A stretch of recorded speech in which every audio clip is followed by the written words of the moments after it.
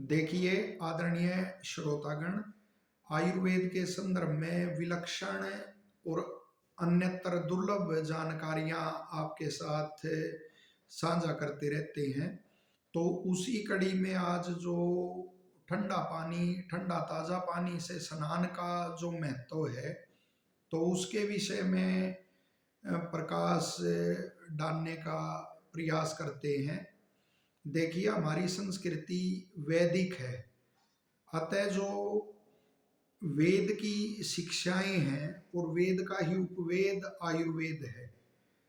तो ये शिक्षाएं यहाँ का जो आम जनमानस है तो उसके व्यवहार में भी दिखाई देती हैं। जैसे ठंडा पानी से स्नान का महत्व है, तो यह यहाँ की परंपराओं में दिखाई देता है। जब भी जैसे शरद काल आरंभ होता है तो ठंडा पानी से स्नान का अभ्यास बना रहे, तो कार्तिक मास में अनेक दिन ठंडा ताजा जल से स्नान करने की परंपरा रही है। और अब जैसे कल मकर संक्रांति का पर्व है, तो ये शिशिर ऋतु वो हेमंत ऋतु चल रही है, हेमंत ऋतु का समापन की ओर बढ़ रही है। कल मकर संक्रांति का पर्व है, तो उसमें भी वो ठंडा जल से, ठंडा ताजा जल से नहाने की परंपरा है। एक प्रतिस्पर्धा रहती है सब में कि कौन पहले स्नान करेगा। तो ये यहाँ की परंपराओं में आयुर्वेद की शिक्षा है। और जो इसमें शरद काल में या शीतकाल में जो गंगा यमुना का स्नान है, तो वो भी इसी कड़ी में है कि वो अभ्यास ठंडा पानी में स्नान का वो बना रहे।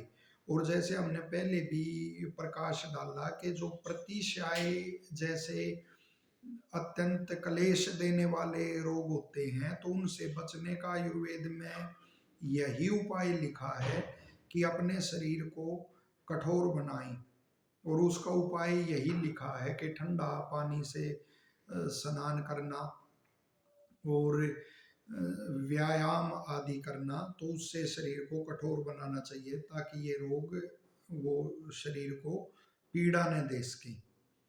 और तो उसी कड़ी में देखिए कि क्यों ठंडा जल से स्नान किया जाए, तो बड़ा इसमें एक वो आयुर्वेद का विज्ञान है कि जो भोजन पचने का कार्य होता है और आहार का ठीक तरह से परिपाक होता है, तभी शरीर पुष्ट और स्वस्थ रहता है।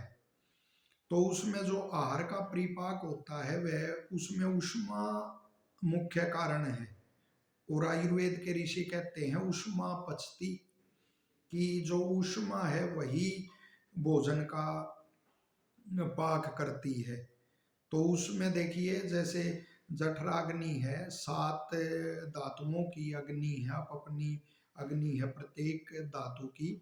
और इसी तरह भूताग्नि है, पंच महाभूतों की भी आप अपनी अग्नि है। तो उष्मा उष्णता अग्नि, ये उष्मा का ही ये रूप है, उसी रूप में इसको यहाँ लेना चाहिए।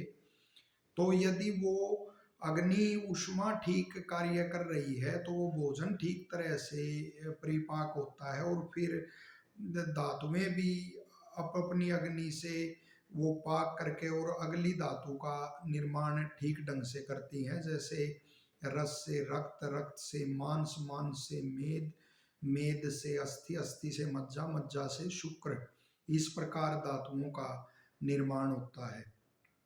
तो जब हम शीतल जल से स्नान करते हैं, ठंडा पानी से स्नान करते हैं, तो जो बाहर ऊष्मा है आई हुई बाहर शरीर के ऊपरी भाग में, तो वो अंदर फिर चली जाती है।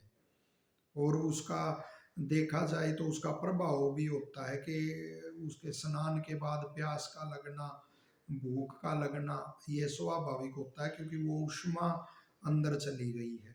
और गर्म पानी से हम स्नान करेंगे तो ऐसा फिर नहीं होता। तो ये शीतल जल का वो स्नान का महत्व है। और पहले जैसे कुआं आदि होते थे, कूप, तो उनमें से कुछ बाल्टियां निकालते थे सर्दी में, शीतकाल में, और वो फिर जो वैसा पानी होता है ताजा और कोसा होता है पानी, कोसा उष्ण रूप में, तो उससे स्नान करते थे मल मल के, और बड़ा उसमें आनंद आता था। तो इस प्रकार से यह ठंडा जल से, ठंडा ताजा पानी से वो स्नान का महत्व है। और ऐसा तो उसमें इस ऋतु में भी मल मल के और वो स्नान करना, तो उससे फिर बड़ा लाभ होता है। तो कल वो है, पर्व है ये अपना मकर संक्रांति का, तो आप सभी को शुभकामनाएं। आप सभी स्वस्थ रहें, और जो जैसे श्वास के रोगी हैं या जवर आदि से पीड़ित हैं, कोई अन्य ऐसा वायु का वो रोग है कोई कष्टदायक, तो वो तो इसमें सावधानी बरते। बाकी स्वस्थ मनुष्य को ठंडा ताजा जल से ही वो स्नान करना चाहिए। आप सभी को पर्व की फिर एक बार शुभकामनाएं, मकर संक्रांति पर्व की। आप सभी स्वस्थ रहें, प्रसन्न रहें। आप सभी का धन्यवाद।